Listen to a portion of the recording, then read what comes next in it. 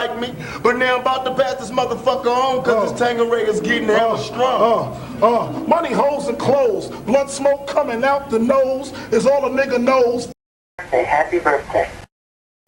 Happy birthday, Larenz Tate. August 8th, Virgo season. He's 50 today. Y'all remember him in that one movie, The Inkwell, with Jada Pickett. And then I remember him in Menace to Society. He played O-Dog.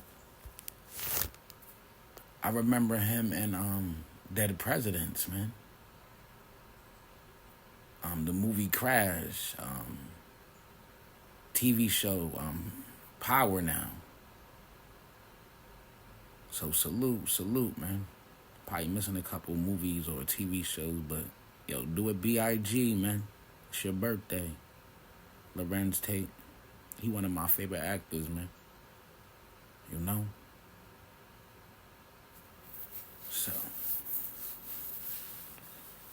you already know. And oh yeah, Love Jones. Can't forget Love Jones. Classic, yo. Like, share, subscribe, follow me. Thank you. Happy birthday.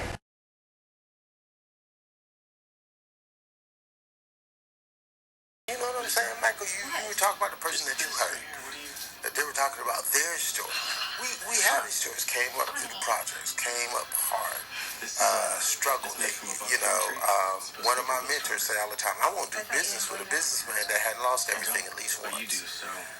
Do you think that people have been raised in mediocrity and haven't ever had it hard enough to actually have the determination to change their situation? I think that there could be some of that. I just think that, like I say it again, and this is such a conversation is so intricate because it's not just like a black and white thing, right? It's so many different like tributaries and so many shades of like gray. I just think that we're just damaged, like social media damages, like the media, like all this stuff that we see and what people see and what other people are doing. And then it's like some people get there and they don't want to help other people up. They want to feel like we got there, and I'm talking about in the black community, we got there, we got ours or whatever, and don't want to let nobody know how you get yours or whatever. And I'm not saying, again, I feel like that these rooms in Clubhouse, especially this room and like Lisa's room, I just feel like this isn't real life. It's like the way that a lot of these people are here. It's not the general population, like a larger segment of the populace or whatever. I just feel like y'all are fine, yeah, and I agree with everything that both of y'all are saying as far as, which also, it's just, I'm talking about a larger issue. So like I said, I kind of digress from that away. It's late, so, my bad on that. I hear you. Definitely, it's like a snapshot. It's like someone broke in. Imbalance for humanity. Clubhouse. I was so shocked. I've been on this thing since December. Just like, I've seen even since then a decline in the quality of the rooms from then to now. Find a room even as enriching as this one. You know what we go through in here, so.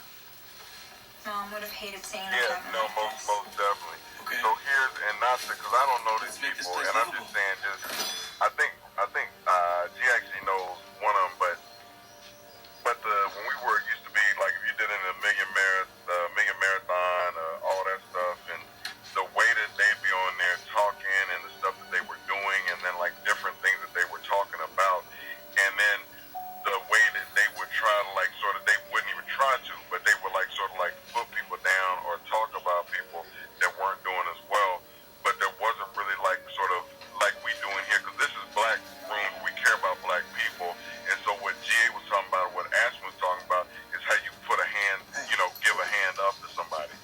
I just say that to say that a lot of this stuff, we're inundated with things where people are just saying, I got this, you don't have this, and it's like you should feel bad and you should aspire to get this, but it's not really a plan to get this. So again, I get back to a point to what I was saying initially, that if we make $10, we'll spend $10.25. If we make $1 million, we're gonna spend $1 million in one or whatever. We always just, and again, this isn't, I know not everybody does because I'm saying what from my observation, the majority of the people, we just do this. We just, as soon as we get money, it's out the door, and it's like we're spending more than what we make, as opposed to what Jay was saying. Just if you get to where you can afford a 4-bedroom house, get a 2-bedroom. It's like if they say that you qualify for $500,000 house, we're gonna go get a $550,000 house. We're gonna try to negotiate, or a $600,000 house and negotiate. We're not gonna go get a house for $250,000. We literally, it's just, and I'm not saying just it's don't have to be only on the stage, but a lot of black people are doing this that I know.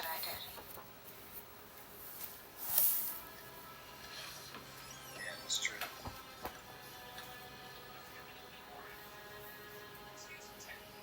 I think when we were growing up, we would have like home economics, right? Like Ashton was talking about. Yeah. And then that, at least when I was coming up, there was a 30-30-30 split. You know, you would have $30 that goes to your rent, your utilities, and all that. 30% goes to your savings and 30% to your discretionary spending. You doing okay?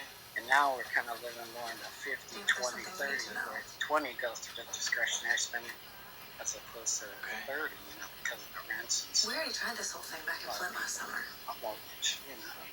But Mia made the same promises. Like I said, the savings is usually Took the same dramatic vow of sobriety before chucking her dope down the toilet. Less than 8 hours about that. We used to get like paper money. So we don't want to give her a chance this time. And we used to role play lives in class. You know? So you actually were living a simulated life. And believe me, she will. You were saving your money, you were buying your car, you were buying your house. And it was a really good way for kids to see who they would be. What do you mean? You want to force her to stay here? Mia. Well, you know, you also had a thing with like with the whole consumer aspect where they want us to consume, and a lot of these things they cut programs where they don't have home economics, shop, or woodworking. I don't know. I'm just saying. I just feel like it's just in general that we're being played. The whole educational system was set up to have workers and consumers. But I don't know. Again, it's just it's late, but it's talk. And I'm not an economist or whatever, so it's like I'm literally just somebody just making observations on things I see. So so just take it for what it is on that. Does it depend on what region you're in? I mean, our state is bringing back those programs, and the newer schools have integrated technology and robotics and all of that. The Ellis County School District I came from, started out, kind of not necessarily poor, but the community surrounded that school and invested hundreds of millions of dollars in private money, along with, of course, taxes and all that. But a lot of private investment went into that. Some $13 million or more went into modernizing the school. So I think those things can help, and also creating classes again for adults that are free, including some folks. They have pottery, woodworking, all these things even for adults that have talents.